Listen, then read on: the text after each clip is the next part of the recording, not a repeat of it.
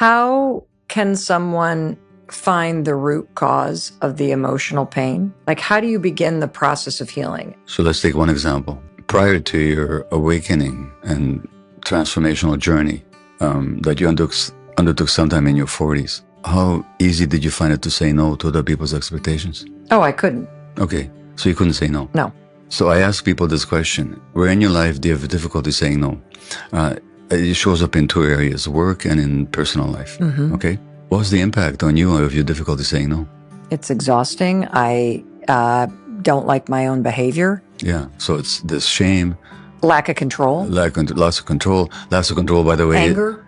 All blaming other people and making it their fault that I can't say no. Lots of control is one of the most significant triggers for stress, by the way, according to the stress literature. Well, that makes sense because we have a biological hardwired need for safety. Exactly. Which we try to achieve by controlling everything and everyone around us. Only because we learned in childhood that if we didn't, there'd be no safety.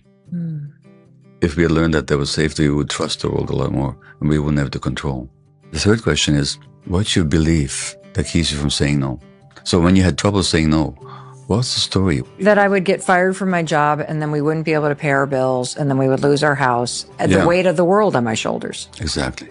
So then the fourth question is, how did you develop that story that if I say no, I'll be rejected? It was my job to make sure everybody was okay in the house and that everybody was happy. In other words, you learned it when you're 2 or 3 or 4 years old or 5. Yes. And now you're adult, as you say in my book, that's why this has been such a game changer, because when I say let them, I separate someone else's emotions and their expectations from what's my responsibility. You're choosing authenticity over attachment is what you're doing.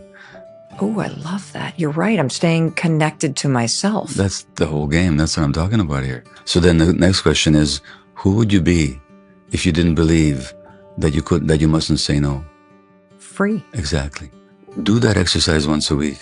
There's a sixth question. Where are you not saying yes?